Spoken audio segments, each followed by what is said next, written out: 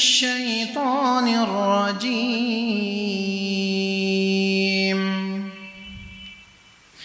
بسم الله الرحمن الرحيم.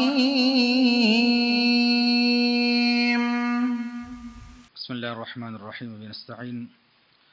الحمد لله رب العالمين، الصلاة والسلام على أشرف الأنبياء وسيد المرسلين نبينا محمد وعلى آله وأصحابه أجمعين ومن تبعهم بإحسان إلى يوم الدين، أما بعد.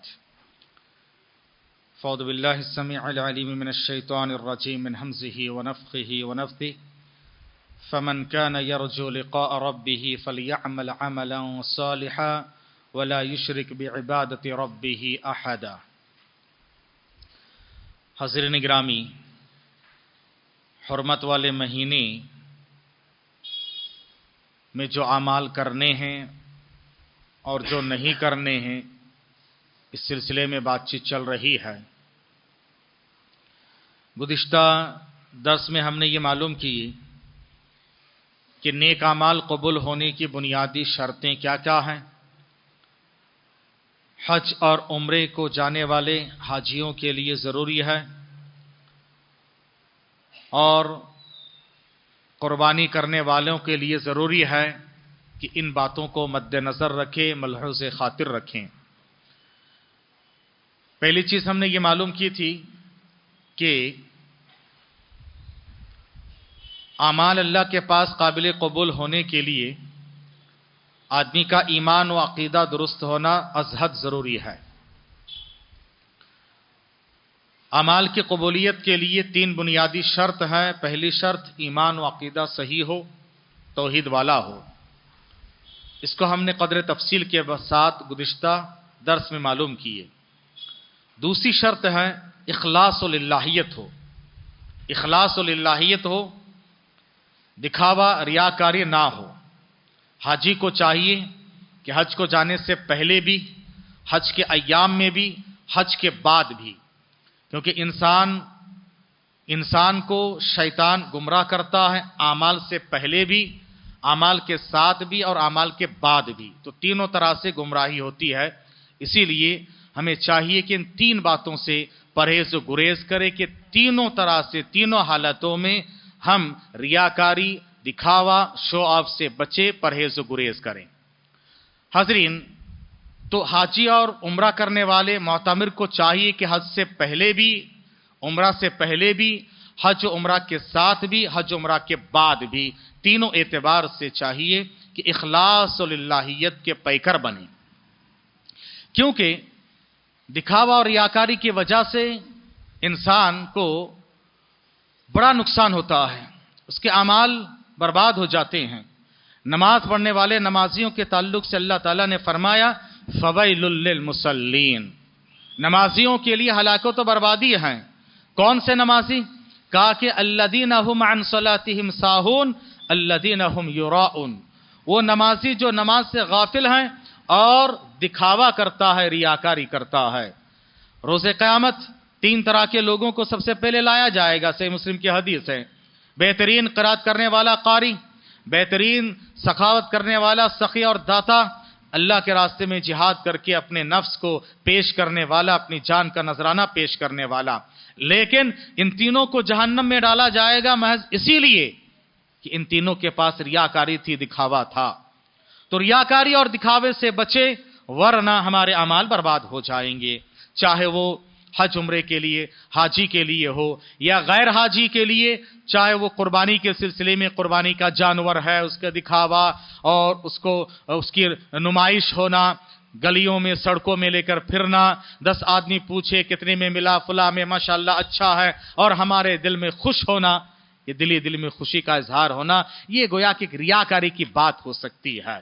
لہٰذا ہمیں چاہیے کہ ان باتوں سے پرہیز و گریز کریں. تیسری اور اہم شرط اعمال اللہ کے پاس قابل قبول ہونے کے لیے، تیسری اور اہم شرط ہے کہ ہماری اور آپ کے اعمال، عبادات، بندگیاں، حج، عمرہ، قربانی، عید، ہر عبادت، ہر نیکی نبی کے طریقے پر ہونا چاہیے. نبی کے طریقے پر ہونا چاہیے.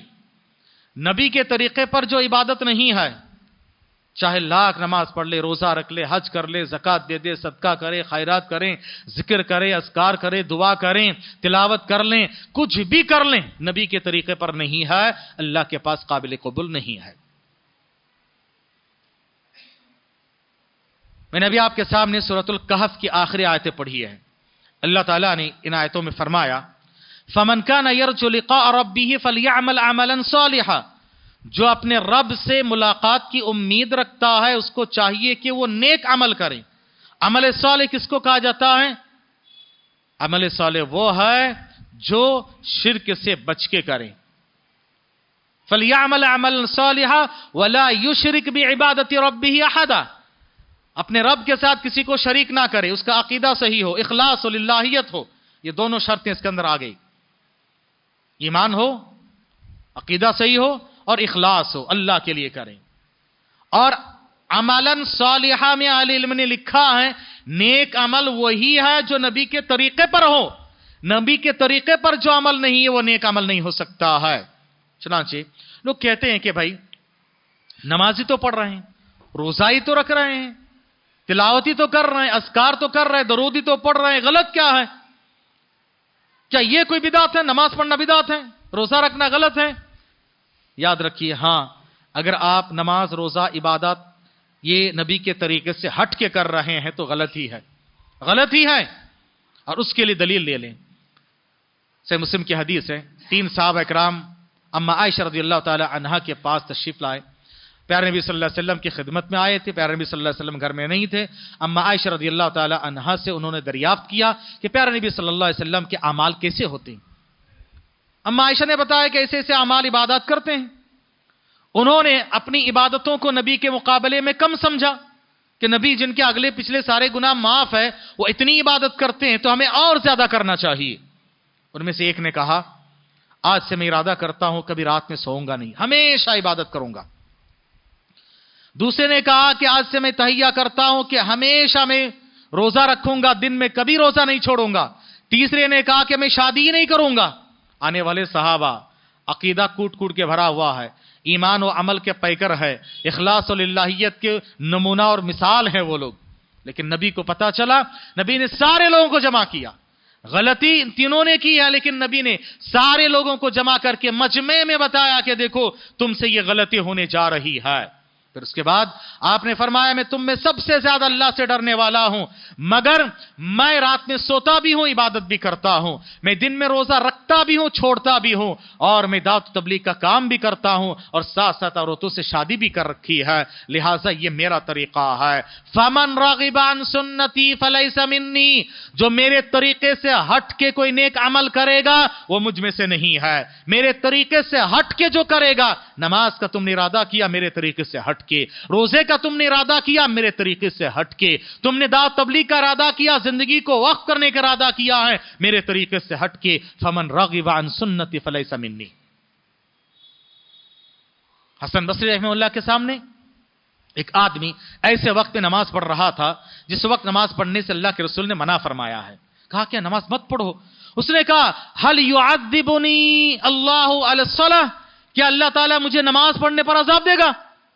نبی نے حسن بصری نے فرمایا کہ نہیں، اللہ تعالیٰ تمہیں نماز پڑھنے پر عذاب نہیں دے گا، اللہ تعالیٰ تمہیں نبی کی مخالفت کرنے پر عذاب دے گا۔ پھر اس کے بعد سورہ نور کی آیت نمبر 64 پڑھ کے سنائے، کہا فَلْيَحْذَرِ الَّذِينَ يُخَالِفُونَ عَنْ أَمْرِهِ أَن تُصِيبَهُمْ فِتْنَةٌ أَوْ يُصِيبَهُمْ عَذَابٌ أَلِيمٌ، ان لوگوں کو ڈرنا چاہیے جو نبی کی مخالفت کرتے ہیں کہیں وہ فتنے میں دوچار نہ ہو جائیں یا دردناک عذاب میں مبتلا نہ کر دیا جائے۔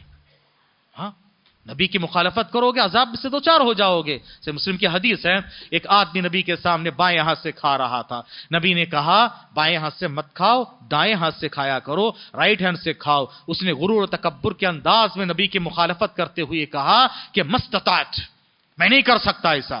نبی نے فرمایا ولا استطاعت، ٹھیک ہے تو ایسے ہی ہو جا۔ فوراً اس کا دایاں ہاتھ ناکارہ ہو گیا اور زندگی بھر دایاں ہاتھ منہ کو لے کر نہیں جا سکا۔ یاد رکھو نبی کی مخالفت کی وجہ سے عذاب علیم میں اللہ تعالیٰ دوچار کرتا ہے۔ ایسے ہزاروں مثالیں موجود ہیں، ہزاروں مثالیں موجود ہیں۔ تو نبی کی مخالفت کی وجہ سے ہمارے اعمال اللہ کے پاس قبول نہیں ہوں گے۔ हाजी और मोतमिर के लिए भी एक मिसाल दिए देता हूं। इमाम मालिक रहमहुल्लाह इमाम दारुल हिजरा मदीने में मस्जिद नबवी में बैठ कर दर्स दिया करते थे। इमाम मालिक वहां मस्जिद नबवी से एक आदमी उम्रे का एहराम बांध रहा था। उन्होंने कहा कि भाई अल्लाह के रसूल तो जुल्हुलैफा से बांधे हैं, तुम यहां से क्यों बांध रहे हो? उसने कहा गलत काम क्या कर रहा हूं, चलो पहले से मैं बांध ले रहा हूं, मस्जिद नबवी है, मस्जिद का मकाम मर्तबा है। कहा कि ये फजीलत क्या नबी को पता नहीं? नबी जुल्हुलैफा से बांधे हैं और तुम ये कर रहे हो। उसने कहा हर धर्मी की का गलत काम क्या कर रहा हूं? तो इमाम मालिक ने कहा इन्नहु लमफ्तून, ये फितने में मुब्तला है, यह आदमी फितने में मुब्तला है। नबी की मुखालफत करना यह फितना है, याद रखिए। नबी की मुखालफत करना यह सबसे बड़ा फितना है कि नबी की मुखालफत करो। फलयहदरिल्लज़ीना युखालिफूना अन अम्री, नबी की मुखालफत बहुत बड़ी फितना है। तो याद रखिए, अब वो लोग जो सवाल करते हैं नमाजें तो पढ़ रहे, गलत क्या है? अब इन वाकयात को सामने रखकर आप बताइए, नबी से पूछो सहाबा तो नमाज का इरादा किए थे, गलत क्या है? रोजे का इरादा किए थे, गलत क्या है? ये तो इहराम बांधे लेकिन गलत क्या है? ये नमाज पढ़ रहे तो उस वक्त गलत क्या है? इब्ने उमर के सामने एक आदमी छींका अल्हम्दुलिल्लाह और कहा कि वस्सलातु वस्सलामु अला रसूलिल्लाह। हाँ इधर उधर तुमने दरूद क्यों पढ़ा? यहां पर पूछो, दरूद पढ़ी, दरूद ही तो पढ़े, गलत क्या है? हाँ, या इब्ने उमर से पूछो जो सुन्नतों पे ढूंढ के अमल करते थे, उनके बारे में मशहूर है। नबी अगर चलते चलते कहीं आपको पेशाब की हाजत हुई, वहां उतर के पेशाब किए, देखे कि जगह ठीक नहीं है, या बैठ के नहीं कर सकते, खड़े होकर किए। इब्ने उमर वहां से गुजरते, पेशाब आए या ना आए, पेशाब लगे या ना लगे, वहां उतरते और खड़े होकर ही पेशाब करते। क्यों? नबी ने किया है। हाँ, इतने ज्यादा नबी की सुन्नतों पर अमल करने वाले कह रहा इधर आओ, तुमने दरूद क्यों पढ़ा? नबी ने सिर्फ अल्हम्दुलिल्लाह सिखाया, नबी से आगे बढ़ गए। अब पूछो दरूद ही तो पढ़े, भाई गलत क्या है? हा? यही है, इसको कहते हैं नबी के तरीके पर चलो और सहाबा इकराम के तरीके पर चलो। शरीयत के उन्होंने समझा है। नबी के तरीके से हट के अगर आप इबादतों में, चाहे कुर्बानी आपके हो, ईद हो, चाहे नमाज हो, रोजा हो, हज हो, ज़कात हो, उम्रा हो, और हाजी उम्रा करने वालों के लिए खुसूसी पैगाम मेरा यह है कि आप जा रहे हो, यहां वहां की बातें नहीं, नबी के तरीके पर अमल करो और अल्लाह के पास काबिल कबूल नहीं होगा। ये आखिरी शर्त में अक्सर व बेशतर मुसलमान गुमराह है। नबी के तरीके पर काम किया करो, क्योंकि नबी को अल्लाह ताला ने हमारे लिए रोल मॉडल बनाकर भेजा है। तो नबी के तरीके पर हमें चलना है, नबी के तरीके पर नहीं है तो जाहिर सी बात है आप अपने रोल मॉडल से हट रहे हो। खुलासे के तौर पर एक बात याद रखना, यही 3 चीजें कब्र के सवालात भी हैं, उसी में आप कामयाब होंगे। इन्हीं को उसूल सलासा भी कहा जाता है। 3 फंडामेंटल्स जो इस्लाम के बुनियादी चीजें हैं, रुकन है, अरकान है, यही है उसूल सलासा, यही है। 3 बुनियादी बातें यही है, कब्र के 3 सवालात यही है। तुम्हारा रब कौन है? तुमने ईमान व अकीदा किस पे रखा है? हाँ, तुम्हारे नबी कौन है? तुमने आइडियल किसको माना है? तुम्हारा दीन क्या है? तुमने जिंदगी किसके तरीके पर गुजारा है? हाँ, और यही कब्र के सवालात हैं।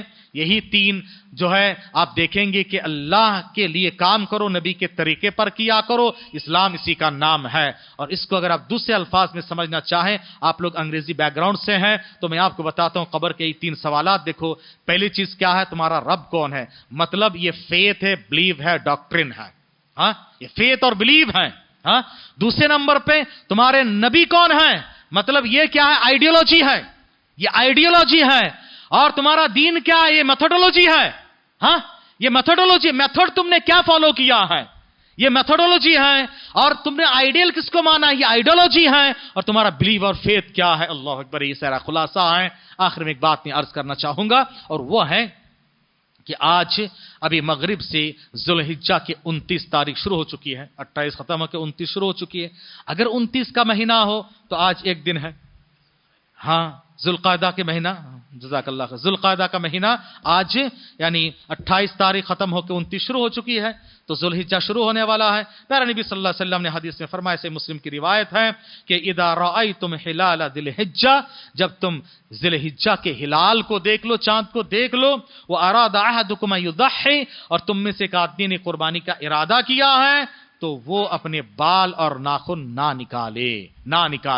तो एक दिन, अगर 29 का महीना हो तो हमारे पास एक दिन है, آج ایک دن عربی کے حساب سے میں بتا رہا ہوں، انگریزی کے حساب سے کل سمجھ لیجیے، یعنی سنڈے ایک دن آپ کے پاس ہے کہ آپ اپنے بال ناخن یہ سب نکال لیں، اس کے بعد آپ کو نہیں نکالنا چاہیے. اور اگر 30 کا مہینہ ہو جائے، ویسے کیلنڈر میں 30 دکھا رہا ہے، ایپ میں 29 دکھا رہا ہے، اس لیے احتیاط کا تقاضا ہے کہ کل ہی آپ اس سے فارغ ہو جائیں.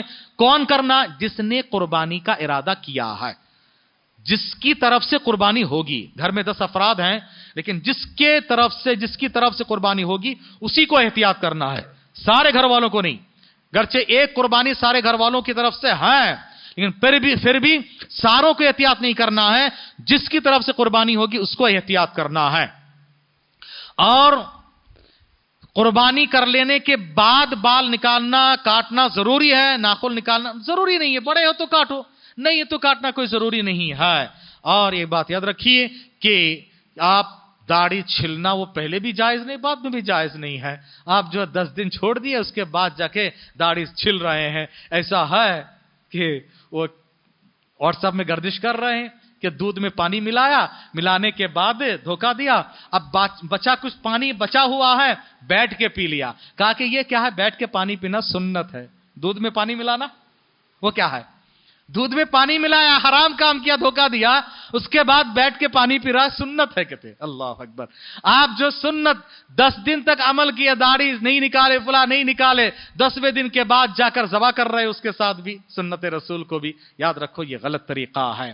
آخری بات یہ ہے کہ اگر آپ کوئی 10ویں قربانی کا ارادہ پکا کر لیا ہے اور وہ احتیاط کیا ہے، پھر اللہ نہ کرے کچھ سہولت نہیں ہوئی، نہیں قربانی کر سکا، تو کیا کرے وہ؟ اس سلسلے میں روایت آتی ہے، بعض علماء نے اس کو ضعیف قرار دیا ہے، کہ بعض علماء نے اس کو حسن درجے تک پہنچایا ہے کہ اگر وہی بال ناخن وہ قربانی کے دن کاٹ دے، مجبوری تھی کاٹ دے، تو ہی اس کے لیے قربانی انشاءاللہ ہو جائے. اللہ بہت بڑا ہے، ہو سکتا کہ ہو، کیونکہ اس میں تھوڑا سا اختلاف ہے، تو میں نے آپ کے سامنے بات رکھ دی ہے. واللہ اعلم بالصواب. اللہ تعالیٰ سے دعا ہے کہ اللہ تبارک تعالیٰ ہمیں اور آپ کو ان کی سنی باتوں پر عمل کی توفیق عطا فرمائے. آمین. سبحانک اللہم و بحمدک، اشہد ان لا الہ الا انت، استغفرک و اتوب الیک. وصلی اللہ علی نبینا محمد.